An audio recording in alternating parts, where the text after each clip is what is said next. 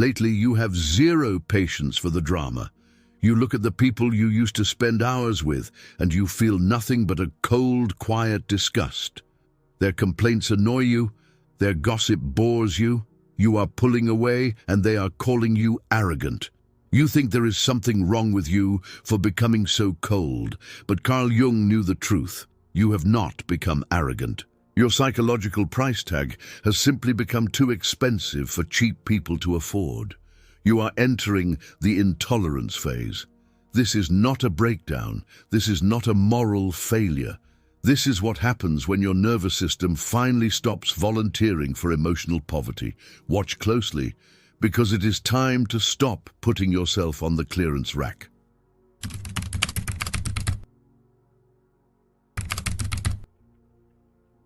And the cost of that privilege is brutal. The people who profited from who you pretended to be will not celebrate who you are becoming. They will protest. They will accuse. They will call your new distance selfish, your silence rude, your standards toxic. Why? Because the version of you they preferred was cheaper, easier, more available, less defended, more willing to listen to the same recycled chaos for hours, and call it loyalty. So here is the forbidden question you needed someone to ask with a straight face. What if your sudden lack of patience for the people around you is not a character flaw, but your psyche demanding the respect you finally deserve? What if your irritation is not immaturity, but intelligence refusing to live below its level any longer? What if your disgust is not cruelty, but a late-stage immune response to years of manipulation, noise, and spiritual theft? That is what most people never understand about dark psychology. Not every uncomfortable feeling is a symptom of damage. Some of it is awakening. Some of it is your system realizing just how much of your life was built around people who benefited from your softness, your self-doubt, and your lack of psychological boundaries. You did not suddenly become difficult. You became expensive, and toxic people, budget minds, and emotionally predatory personalities always panic when the price goes up. This is why outgrowing friends feels so painful at first. You think you are losing connection. In reality, you are losing access points for people who were never relating to your depth, only feeding off your availability. The power dynamics are changing. You are no longer easy to reach, easy to guilt, easy to distract, easy to drain. You are no longer there to validate their loops, absorb their projections, and make their chaos feel normal. That is why they are angry, not because you betrayed them, because you withdrew the discount. So in this video, you are going to understand the psychological economy behind your loneliness, your judgment, and your sudden refusal to tolerate what once felt normal. You are going to see why Carl Jung shadow work turns ordinary people into strangers, why manipulation defense requires becoming harder to access, and why your new intolerance is the beginning of sovereignty, not the end of love. By the end, you will stop mourning the loss of people who could only afford the version of you that had no price. If these ideas resonate with you, hit that subscribe button for more top-tier content. Also, drop a "Become expensive" in the comments so I know you're ready. Let's dive in. You have to stop describing this as loss. Loss suggests something valuable was taken from you, but much of what is leaving your life was not valuable. It was familiar, and familiarity is one of the most expensive illusions in human life. It makes repeated disrespect feel normal. It makes emotional leakage look like intimacy. It makes weak company feel safer than clean solitude. That is why outgrowing friends can feel like grief, even when those friendships were quietly poisoning your mind. Toxic people do not miss you. They miss the discount you gave them on your energy. Read that again until it lands in your bones. They do not miss your soul. They miss your availability. They miss the unpaid therapy. They miss the audience. They miss the way you used to answer immediately, explain endlessly, forgive instantly, and absorb emotional debris as if that were proof of love. They miss the old pricing model. They miss the clearance version of you. If you are accessible to everyone, you are valuable to no one. That is one of the hardest truths in power dynamics. Unlimited access destroys perceived value. People do not protect what is always available. They consume it. That includes your time, your attention, your empathy, and your peace. You thought you were being generous. Often, you were training people to expect access to your inner world without earning it. That is not kindness. That is poor security. This is where dark psychology becomes useful because it teaches you to read what sentimentality tries to hide. It teaches you to see exchange clearly. Who leaves you heavier after every conversation? Who contacts you only when they need soothing, validation, or gossip? Who becomes uncomfortable the moment you set psychological boundaries? Who calls you different only after you stop being convenient? Those questions matter because they reveal the real economy beneath the relationship. Carl Jung's shadow work is not just about discovering buried anger. It is also about recognizing buried standards. The version of you that tolerated everyone was not necessarily evolved. Sometimes it was fragmented. Sometimes it was scared. Sometimes it confused self-erasure with virtue. As Carl Jung's shadow material begins to rise, so does discernment. You stop smiling at what disgusts you. You stop pretending to enjoy what depletes you. You stop translating your clarity into softer language just to protect people who never protected your peace. Stop negotiating your value with people who are bankrupt of character. The moment you understand that, the guilt begins to crack. Outgrowing friends is not betrayal when those friends were sustained by your underpricing. Psychological boundaries are not punishment. They are market correction. Manipulation defense is not cruelty. It is what happens when your life stops operating as public property. And once that correction begins, the people who depended on your weakness will call it your darkness. Good. Let them. Because the intolerance phase is where your standards stop asking permission to exist. This is the part that scares you most because it makes you feel less soft than you used to be. You sit with people you have known for years, and the old warmth is gone.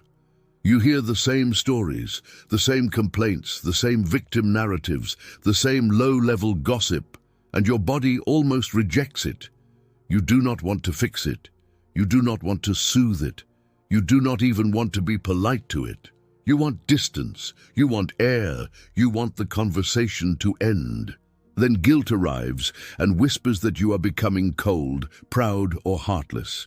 But the intolerance phase triggers a violent reaction in the people around you. Prepare for this exact counterattack. The moment you demand respect, the people who relied on your weakness will call you toxic. Of course they will. Your new standards threaten the entire arrangement. When you no longer laugh at the gossiper feels judged.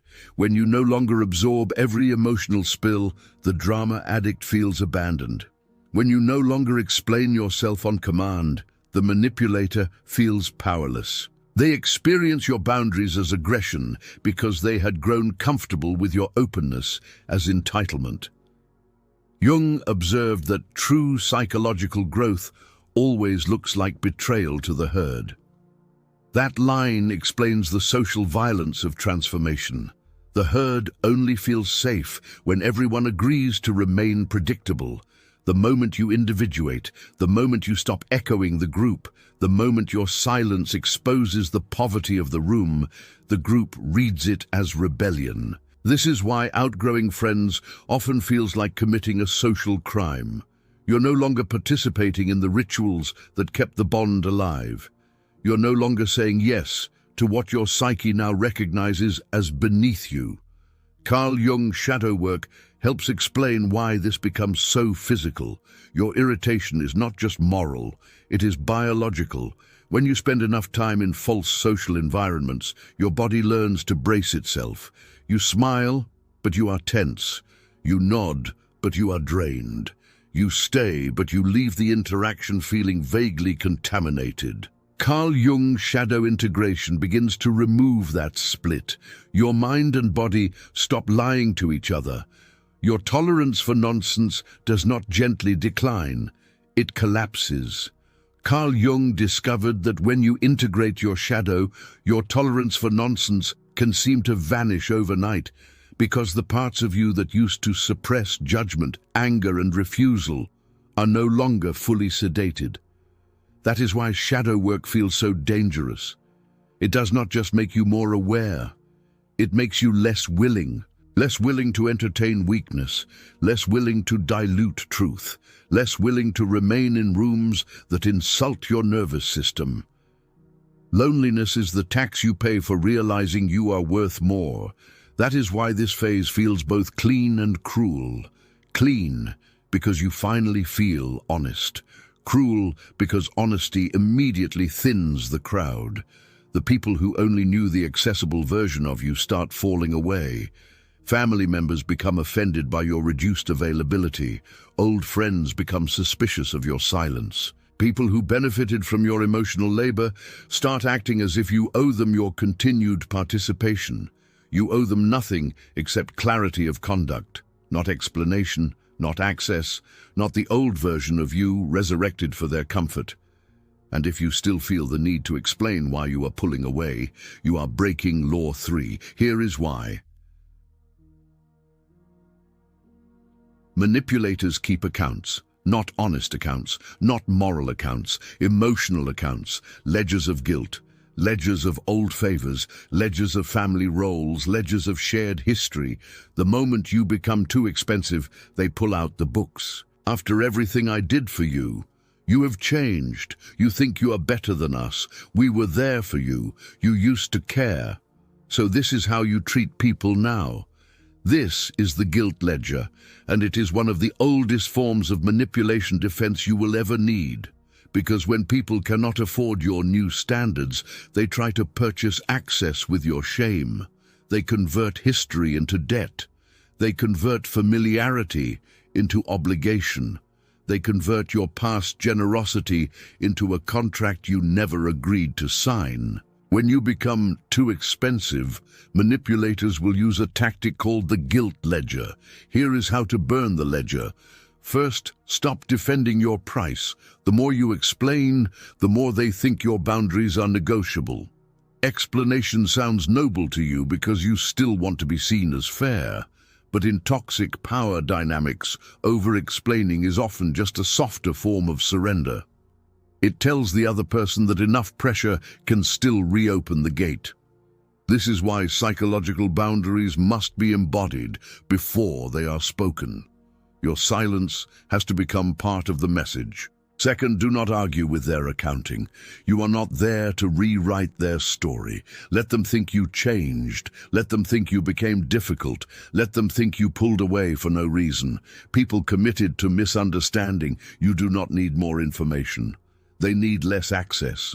Third, reduce your language. Fewer paragraphs, fewer justifications, fewer emotional disclosures, a simple no, a clean unavailability, a delayed response, a refusal to re-enter the same circular conversation. That is not avoidance, that is strategic closure, that is manipulation defense through structure. This is where dark psychology and self-respect intersect. You stop asking whether they approve of your boundaries and start observing whether they can tolerate them. That observation tells you everything. Healthy people may feel disappointed, but they adjust. Toxic people escalate. They become dramatic, sentimental, accusatory, nostalgic, even sickly sweet. Why? Because your price increase threatens their supply chain. The moment you demand respect, the people who relied on your weakness will call you toxic. That accusation is not proof you are wrong. It is proof the new rules are working. And here is the part most people miss. The guilt ledger only works if you still worship your old identity. The identity of the nice one, the helper, the peacemaker, the endlessly available son, daughter, friend, partner. If that identity still owns you, Every accusation hits, every label pierces, every sigh from a disappointed manipulator feels like evidence that you are becoming bad. But shadow work breaks that spell. Shadow work teaches you to reclaim the traits you were taught to fear in yourself. Judgment, distance, refusal, selective coldness, discernment, controlled indifference. Carl Jung's shadow work does not turn you into a monster. It turns you into someone who no longer needs to be harmless at all times. And once you stop needing to be harmless, cheap guilt loses much of its force. This is the exact mindset shift that allows you to walk past people you have known for a decade without feeling a thing. Not because you are numb, because you finally understand the transaction. You see clearly what was being bought with your softness. You see clearly what they panic about losing. And you refuse to lower your price, to restore an arrangement that only ever worked when you were underpaid. But that raises the deeper question. If your judgment is returning, if your intolerance is rising, if your patience is thinning, what exactly is happening inside you? Your shadow is collecting back pay. For years, maybe decades, you exiled the parts of yourself that knew better. The part that could judge accurately, the part that wanted distance, the part that saw manipulation immediately, the part that did not want to smile, explain, forgive, and keep the peace. You buried that part because you were taught that good people remain warm, tolerant, and endlessly understanding. You were taught that anger is dangerous, judgment is ugly, and selective presence is arrogance.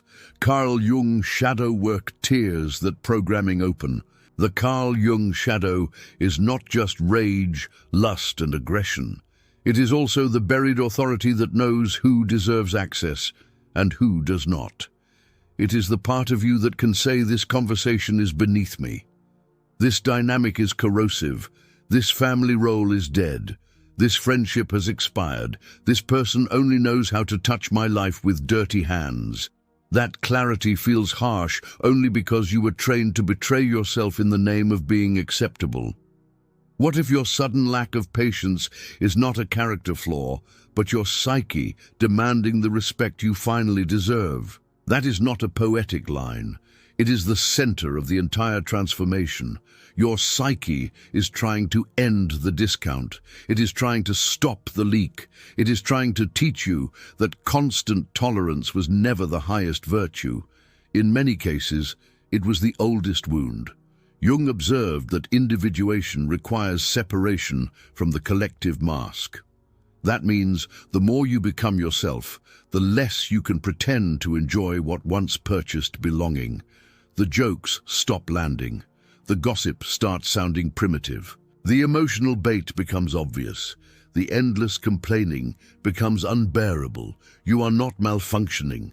The false social self is dying. This is why shadow work feels expensive. It forces you to confront not just who hurt you, but how much of your own life was organized around being digestible to people with no appetite for your depth. Carl Jung shadow integration strips away the bargain. Suddenly you can feel what every interaction actually costs. An hour with one person leaves you inspired. An hour with another leaves you drained, irritated, and vaguely ashamed of having stayed. Once you can feel cost clearly, you cannot go back to pretending all company is equal. Do not make the mistake of lowering your price just because the room is empty. Do this instead. Protect the emptiness. That silence after the crowd leaves is not failure. It is recalibration. It is the nervous system finally hearing itself without interruption. It is the soul testing what life feels like without constant contamination. In stage 6, you will experience a profound psychological silence. Do not mistake it for depression. It is actually the first clean room your mind has had in years. Loneliness is the tax you pay for realizing you are worth more. But that loneliness has layers. The first layer is withdrawal from noise. The second layer is grief for the years you tolerated it. The third layer is power, real power, not loud power, not performative power. The quiet power of no longer needing every room to welcome you. The cold freedom of no longer lowering your standards just to avoid being alone. This is where power dynamics shift permanently. You stop fearing exclusion because you finally understand that exclusion from toxic environments is often promotion. If you are accessible to everyone, you are valuable to no one, so you become less accessible. Not rude, not theatrical, just expensive, more selective with time, more disciplined with attention, more ruthless about who gets to shape your mood, more unwilling to let shared history override present reality, that is psychological boundaries in their adult form, not rules written in notebooks, living walls, and once those walls rise, you are ready for the final structure. The sovereign vault is simple. Not everyone gets in, not everyone gets back in, not everyone gets an explanation. This is the final secret to the sovereign vault. Parasites can never afford your presence when your gates are guarded by standards instead of guilt. Most people build relationships like open markets. Anyone can enter, browse, touch, consume, linger, and return. Then they wonder why they feel invaded. A sovereign life is built differently. It has gates, it has thresholds, it has pricing, it has terms, it has psychological boundaries that are felt before they are explained. You do not owe every curious, familiar, or needy person access to your reality. This is not isolation for its own sake. This is environment design. You stop answering every call. You stop revisiting every dead conversation. You stop attending every draining gathering. You stop translating your standards into apologies. You stop inviting people into rooms of your mind they have repeatedly disrespected. Toxic people do not miss you. They miss the discount you gave them on your energy. So remove the discount completely. The final evolution of manipulation defense is this. Your peace becomes expensive to interrupt. Your attention becomes difficult to earn. Your inner world stops being available to people who only visit to dump, pry, mock, compare, or extract. That is not bitterness. That is intelligent curation. Dark psychology teaches you how predatory personalities operate. Psychological boundaries make sure that knowledge becomes architecture instead of paranoia. Watch what happens when you do this consistently. Some people vanish immediately. Good. They were only there for access. Some people protest, guilt, and bargain. Better. They are exposing the terms they thought they were entitled to. A smaller number will adjust. They will become clearer, cleaner, and more respectful because your price taught them how to approach you. Those are the people worth observing. Outgrowing friends is painful only when you keep romanticizing the old arrangement. Once you see the true power dynamics, the pain changes shape. You stop asking, why am I losing people? You start asking, why did I ever let this level of access continue? That question is liberation. That question ends nostalgia. That question burns the last bridge back to the clearance rack. Stop negotiating your value with people who are bankrupt of character. The sovereign vault is not built in one dramatic act. It is built in repetitions. Every time you say no without guilt, every time you leave early without explanation, every time you refuse to match someone's emotional chaos, every time you do not answer a manipulative message immediately, every time you let someone misunderstand you instead of pleading for accurate perception. Brick by brick, the vault forms. And one day you realize something almost frightening. You can walk past people you once feared losing and feel nothing but distance. Not rage, not grief, not hunger. Distance, clean distance. That is not cruelty, that is completion. You began this journey feeling guilty for becoming cold. Now you understand the colder truth. The old version of you was affordable because it was undefended. It was easy to borrow, easy to drain, easy to occupy. Your new self is not colder for no reason. It is guarded because it has finally calculated the cost. You were the discounted people pleaser, the one who confused endless patience with goodness, the one who kept old circles alive long after they had become spiritually bankrupt. Now you see what was really happening. You were not losing connection. You were subsidizing dysfunction. You were not being loyal. You were being inexpensive. And the moment you started practicing shadow work, the moment Carl Jung's shadow material rose to the surface, the moment your psychological boundaries stopped being theories and became walls, the market changed. You became too expensive for toxic people.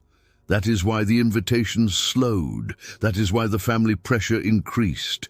That is why old friends started using guilt, nostalgia, and accusation. That is why your silence made them nervous. They were not responding to your arrogance. They were reacting to your value, no longer being sold below cost. Dark psychology reveals that weak people always resent a boundary they cannot build through. Manipulation defense reveals that your job is not to comfort their resentment. Your job is to keep the gate, let the cheap walk away, keep the price high. Type "become expensive" in the comments if you are done apologizing for standards that saved your life. Subscribe if you are building a life that cheap minds cannot casually enter. This is for people who have finished confusing accessibility with virtue, finished bargaining with guilt, and finished shrinking to fit the budgets of toxic people. This is where Carl Jung's shadow work becomes lived power, where outgrowing friends stops feeling like failure, where psychological boundaries become visible force, and where dark psychology becomes self-command instead of self-betrayal. Stand with the few who know that peace is not found by being liked by everyone. It is built by becoming unaffordable to what depletes you. To understand how to utterly destroy the minds of the people who try to pull you back down, click the video on screen. See what others miss. Know what others fear. Become who others can't.